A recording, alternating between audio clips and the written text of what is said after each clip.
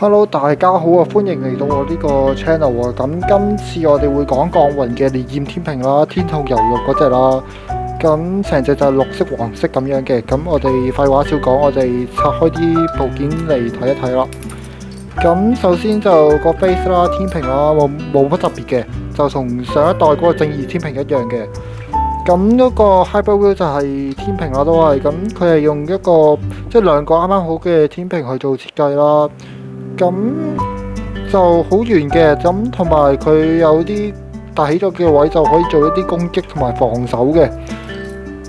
咁呢個就係大家都好熟悉嘅烈焰鐵啦。咁佢係一個圓形啦，就薄薄地好大嚿咁樣嘅。佢就因為薄啦，所以同埋大啦，所以嗰個離心力勁啦。咁但係啊，係咪真係咁好用呢？係咪真係吹到咁勁呢？大家都知㗎你。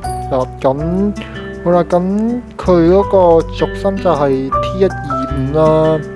佢呢個係可以做一個龍捲型嘅下壓啊，去令到隻陀螺係轉得比較穩啦。咁冇咁易呢個自走離場嘅。咁同埋125軸心係一個幾標準嘅高度啦。ES 底盤咁係成隻嘢最特別嘅部件啦，因為其實佢呢度有個螺絲釘嘅，唔係螺絲釘，係平面螺絲。咁佢就係我兩隻手捉住咗啦。咁佢係可以點呢？就係free spin 喎，識得。咁當然就唔太順啦，但係呢，就 free spin 係可以令到佢嗰個持久力增加，因為就係冇咁易受到即係陀螺與陀螺之間撞擊而殺血嘅。好啦，我哋望下重先。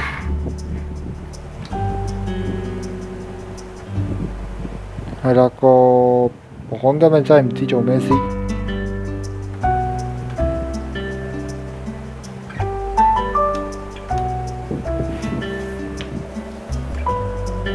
我哋再開過。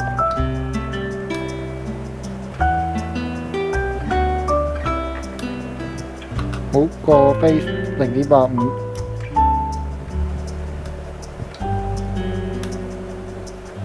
嗰個 wheel 就2.68。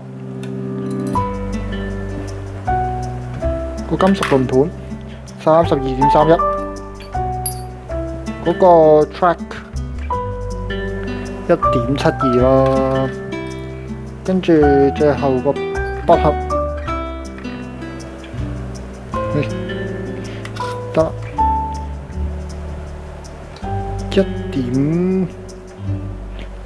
1.09啦，合理嘅。佢始終都有嗰個螺絲釘喺，即係嗰個金屬螺絲喺度。咁將成隻嘢組埋啦。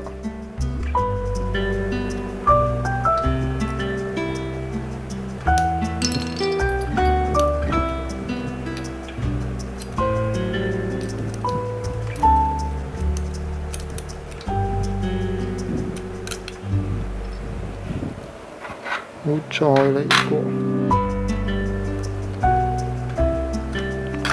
成隻嘢係幾多呢？就39.46嘅，都不過不失一個幾好嘅重量啦。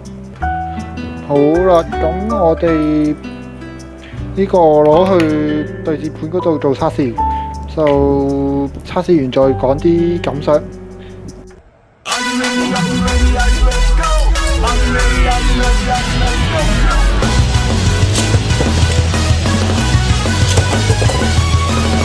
世界與天空任我闖，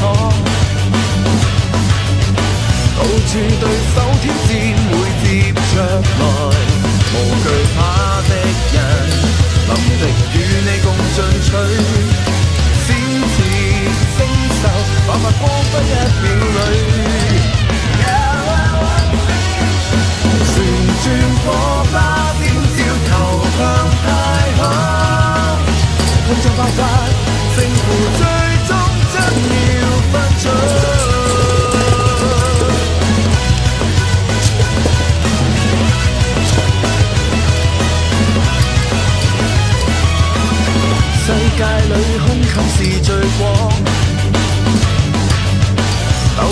最高不缺跟你在旁，無懼怕的人，臨敵與你共進取，速戰速決，這光速1秒裏，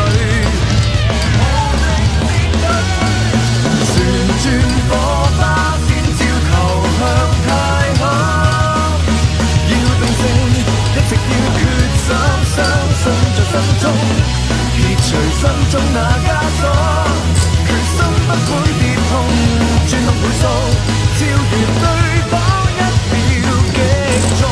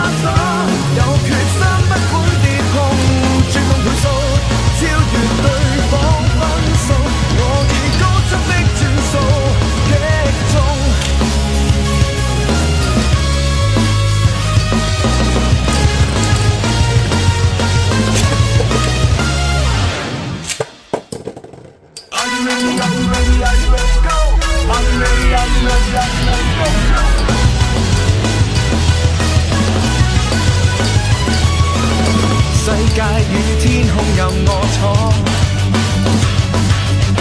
到處對手挑戰會接着來，無懼怕的人，臨敵與你共進取，閃徹星宿，爆發光輝1秒裏，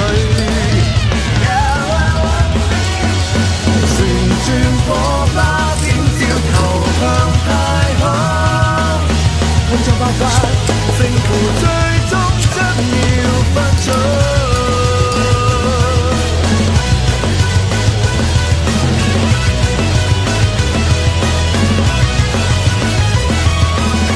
世界裏胸襟是最廣，鬥志最高不缺跟你在旁，無懼怕的人，臨敵與你共進取，速戰速決，這光速1秒裏，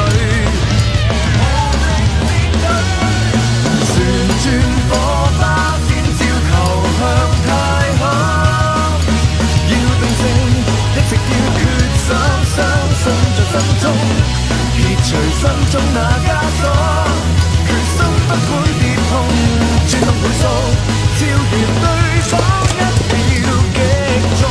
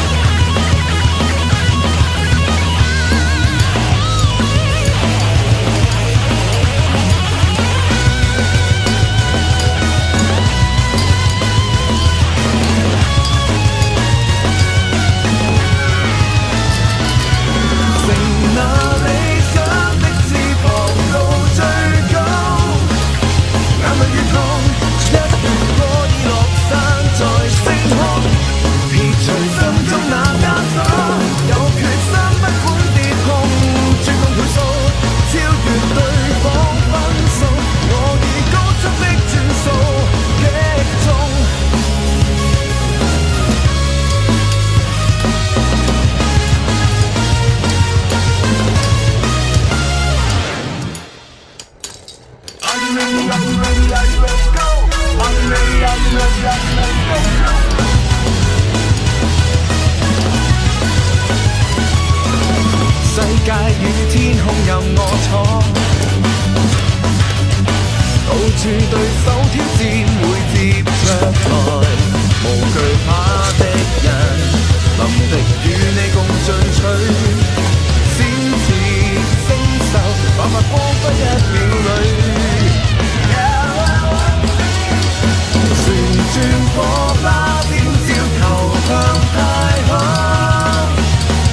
發，勝負最終將要分出。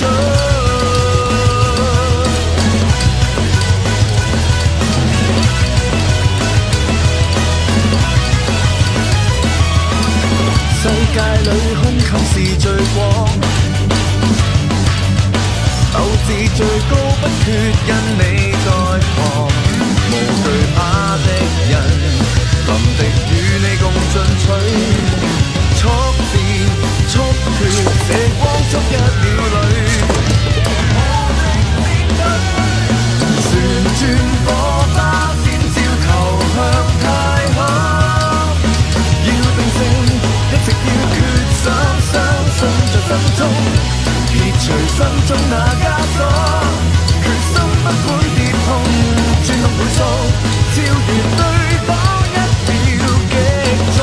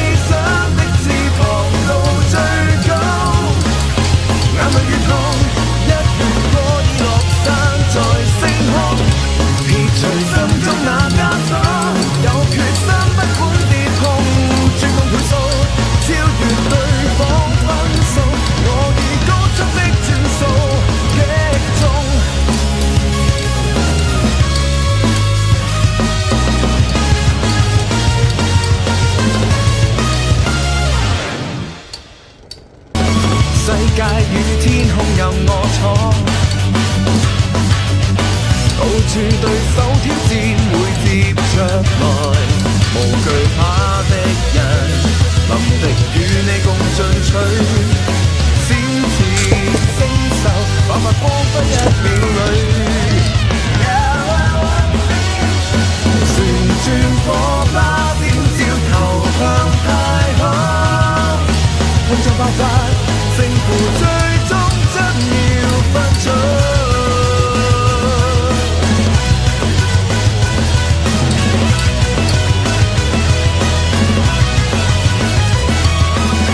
世界裏胸襟是最廣，鬥志最高不缺因你在旁，無懼怕的人，臨敵與你共進取，速戰速決，這光速1秒裏，旋轉火花閃照投向太空，要定性。好，測試完返嚟啦，咁我哋講下啲感想啦，就拆開佢幾件部件嚟講一講嘅。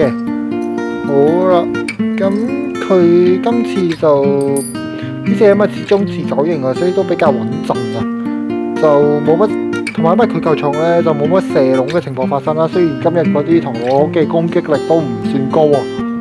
好啦，就呢兩件嘢冇乜問題嘅，係真係冇乜問題嘅。咁佢都幾好用嘅，我覺得可以攞上去用。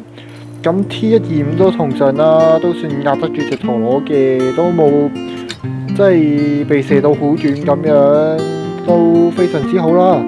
咁都係一件可以用嘅部件嚟嘅。咁好啦，呢兩件就相性唔夾咯，我會話。咁點解？因為 ES 其實真係冇動畫吹到嗰個平衡力咁好嘅，佢甚至因為佢呢個09年嘅時候呢，嗰啲螺絲呢啲 free spin 嗰啲呢個手工做得唔係話真係咁好咧，就變咗有時佢會住喺度震下震下震下咁樣嘅，就持久力係的確比 S 係勁嘅，咁但係個平衡力都不太即係冇呢個動畫中吹到咁 OP 啦。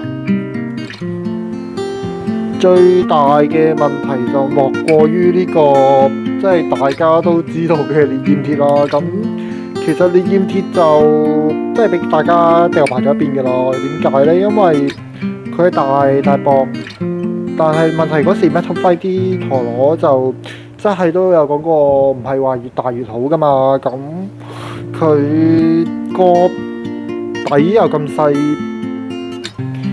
咁嘅時候其實佢組裝起上嚟呢，會發生啲咩事呢？見唔見到嗰個底盤係明顯係真係細過個輪盤一大截啊！係用個咁細嘅軸線，尤其因為佢 ES 係嘅軸線係出名細啦、sharp 啦，咁所以就去撐住一個咁大嘅輪盤呢，其實佢嗰個力臂就太長啦，咁令到佢好容易就失平衡，咁就冇啦。咁你睇下對住大地蒼蠅都本身好似個持久力高啲喎，但係打下又冇咗啦。咁其實就真係可惜嘅。咁其實大地蒼蠅就啱啱係一個相反啦，就係佢嗰個底盤好闊啊，所以呢，佢嗰個支撐同埋尾速都非常之好啦。尤其大地鐵都冇烈焰鐵咁大啊。咁但係烈焰天平就呢個鐵大逐尖細，咁令到佢嗰個平衡力就好容易做咩？掂兩嘢就冇噶啦，係啦，好容易斜嘅。咁所以就烈焰鐵都嗰時，因為尤其嗰啲底盤喺 WD 出嚟之前都真係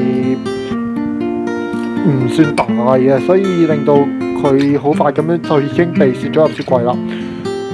不過呢，點講都好啦，呢隻烈焰天平其實顏值好高嘅，雖然實力就遠不及正義天平噶啦，咁但係都不過不失為一隻唔錯嘅陀螺咯。會話因為始終天平 OK 嘅，T12唔 OK 嘅 ES，其實你有興趣係可以開發下嘅。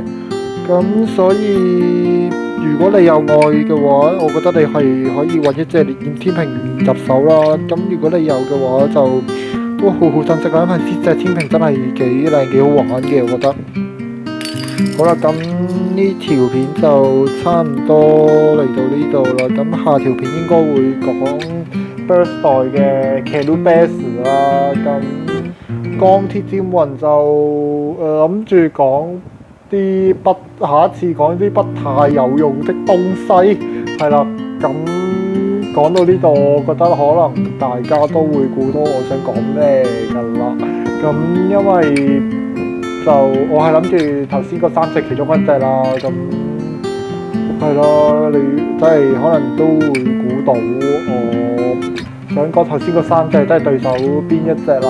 咁呢條片就嚟到呢度啦。如果你中意我條片，就記得 like and subscribe 啦，再 share to your friends 啦。咁你中意嘅話，可以 follow 埋我個 IG，就可以睇到更多嘅精彩片段或者一啲花絮嘅流放啦。咁好，我哋今次嚟到呢度，下條片見，拜拜。